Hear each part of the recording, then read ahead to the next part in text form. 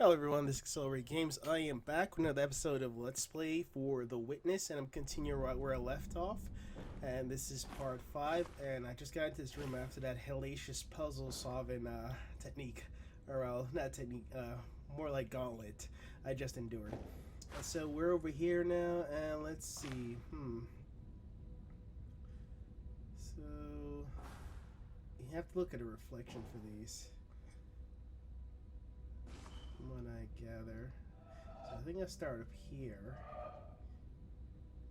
Go here, down. Okay, I think I got it.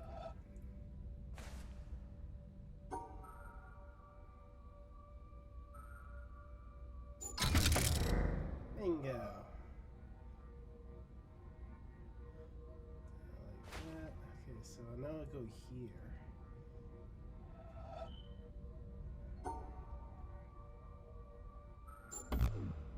Not that one. See, it's like the glare only gives you half of it. So the other half you have to solve yourself. Oh, I see. There's a turn. Okay, and there's a turn. Okay, all the way turn. Bingo.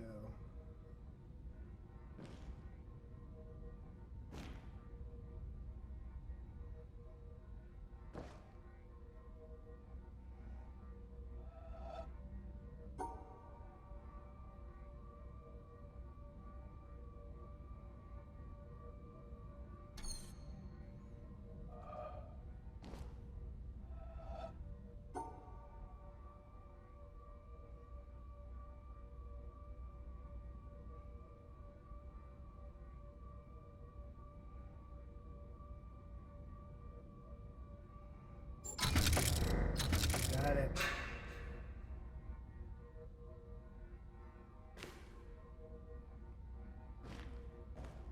Okay.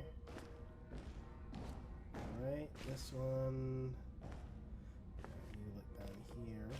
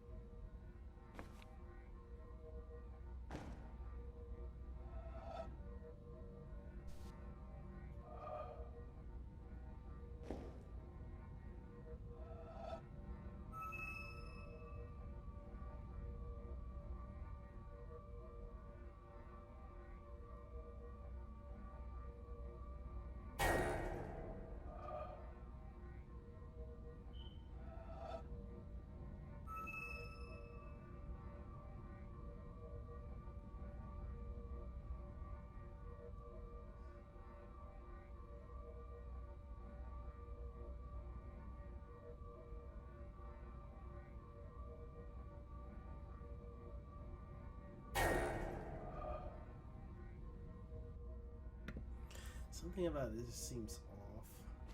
Should I be doing it from here then? Oh, I can do it from here.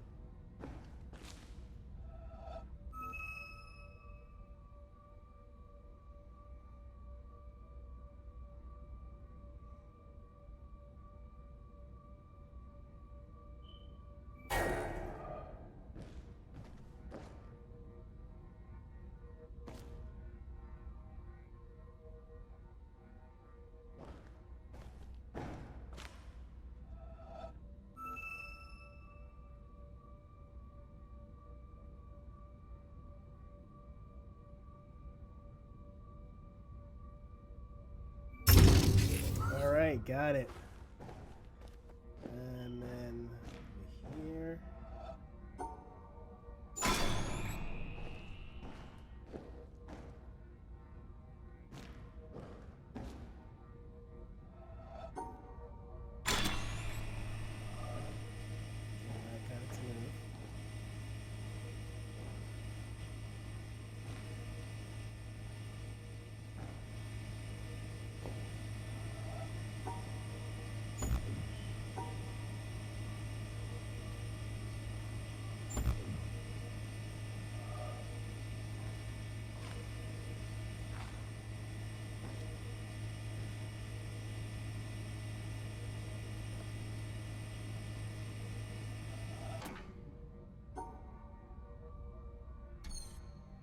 I figured it was that.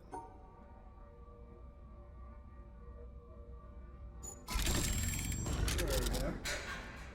Alright, voila. There we go.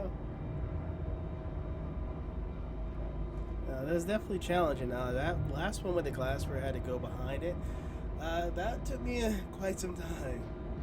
But then again, this game is supposed to be challenging, so I'm glad that it's living up to what I was expecting for a really tough puzzle game. This might, like I was saying in my earlier videos, this is definitely one of my toughest puzzle game.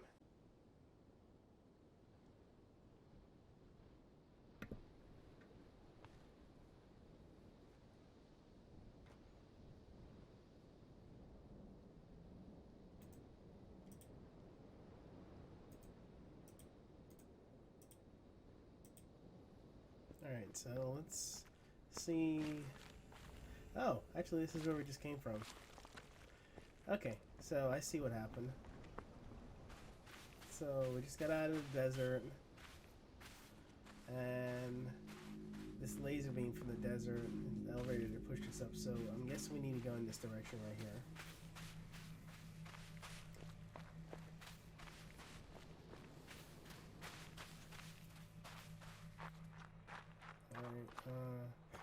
I'm not exactly sure where to go next, so I'm just kind of running around right now exploring, trying to look for my next puzzle fix. And, look like I might have found something. What's this we have here?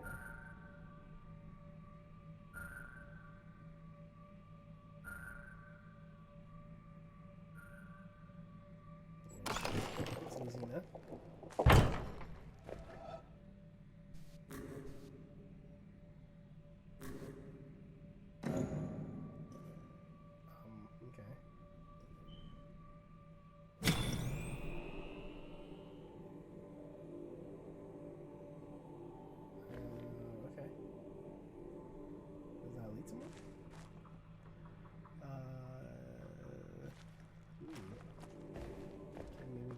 See what happens.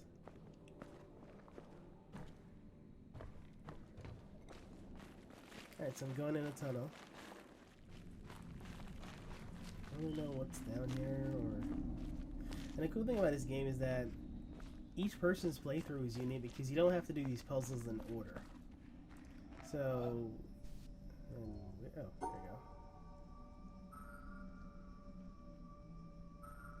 This one's tricky.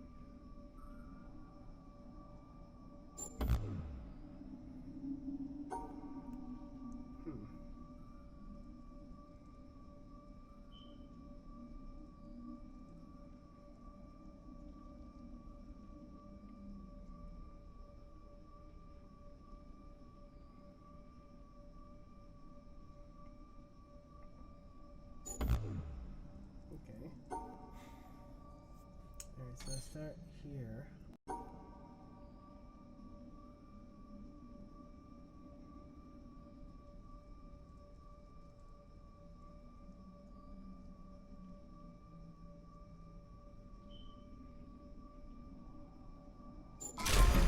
Okay, there we go.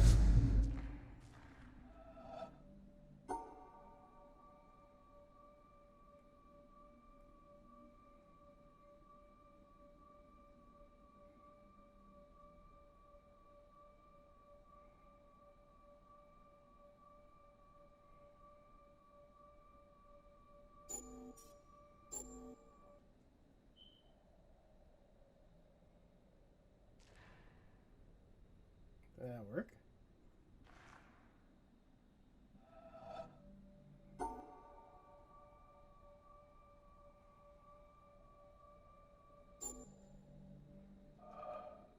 I don't know if that's working or not.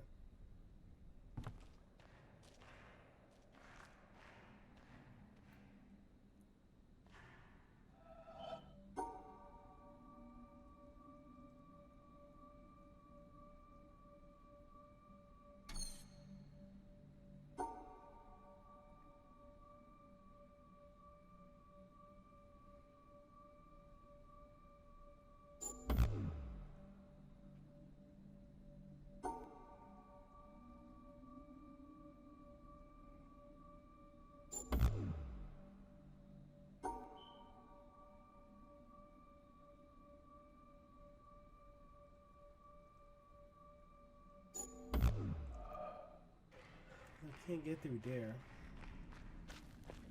I need to change what's this little top?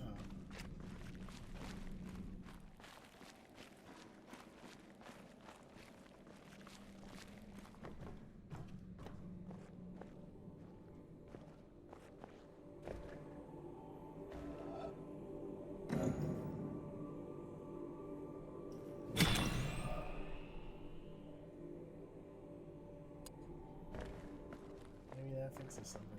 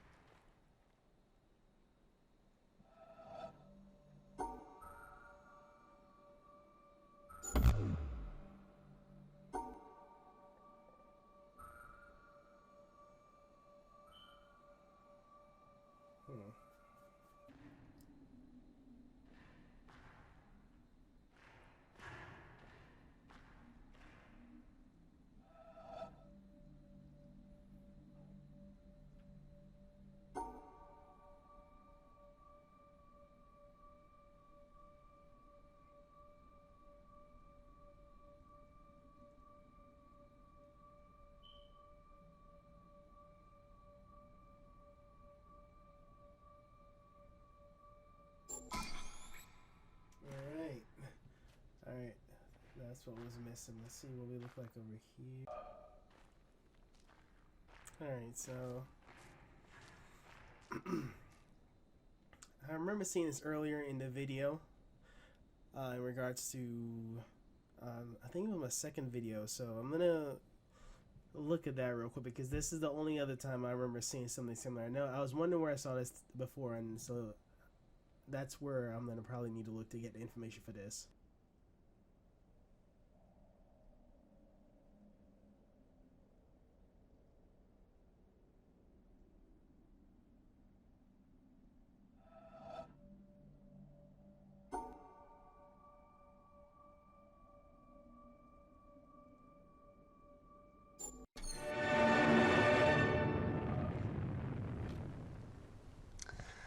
Well, that's no better a solution than any of the others, is it?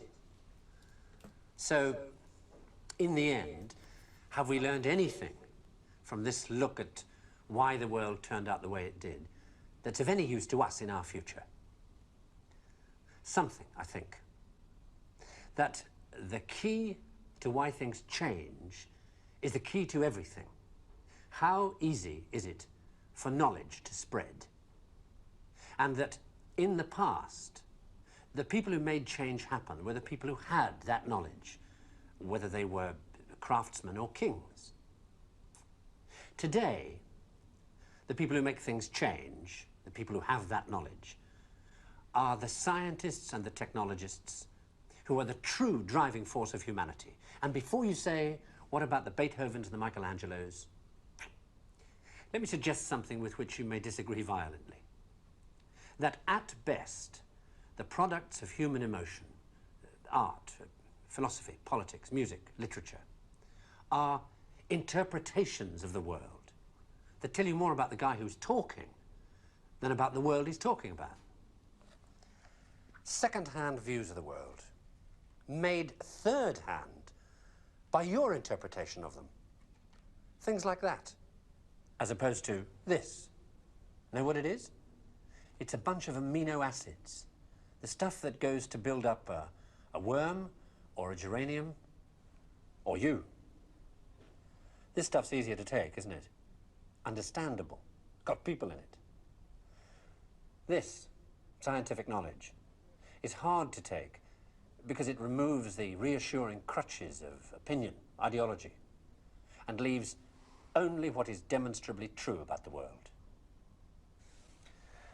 And the reason why so many people may be thinking about throwing away those crutches is because, thanks to science and technology, they have begun to know that they don't know so much, and that if they are to have more say in what happens to their lives, more freedom to develop their abilities to the full, they have to be helped towards that knowledge that they know exists and that they don't possess. And by help towards that knowledge, I don't mean give everybody a computer and say, help yourself. Where would you even start? No, I mean trying to find ways to translate the knowledge, to teach us to ask the right questions. See, we're on the edge of a revolution in communications technology that is going to make that more possible than ever before. Or, if that's not done, to cause an explosion of knowledge that will leave those of us who don't have access to it as powerless as if we were deaf, dumb, and blind. And I don't think most people want that. So what do we do about it? I don't know. But maybe a good start would be to recognize within yourself the ability to understand anything, because that ability is there, as long as it's explained clearly enough. And then go and ask for explanations. And if you're thinking right now, what do I ask for? Ask yourself if there's anything in your life that you want changed. That's where to start.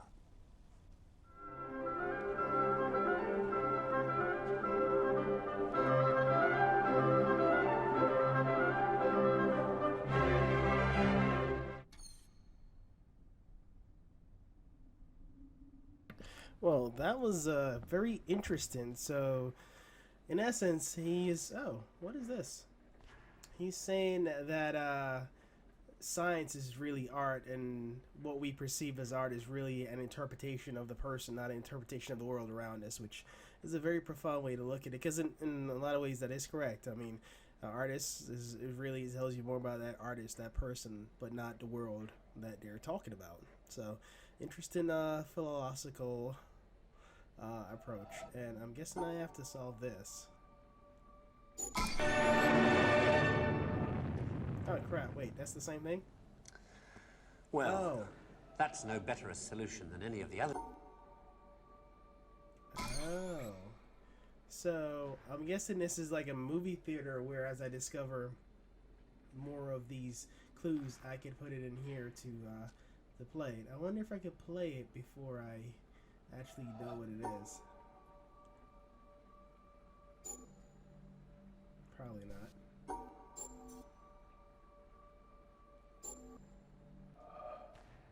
Interesting.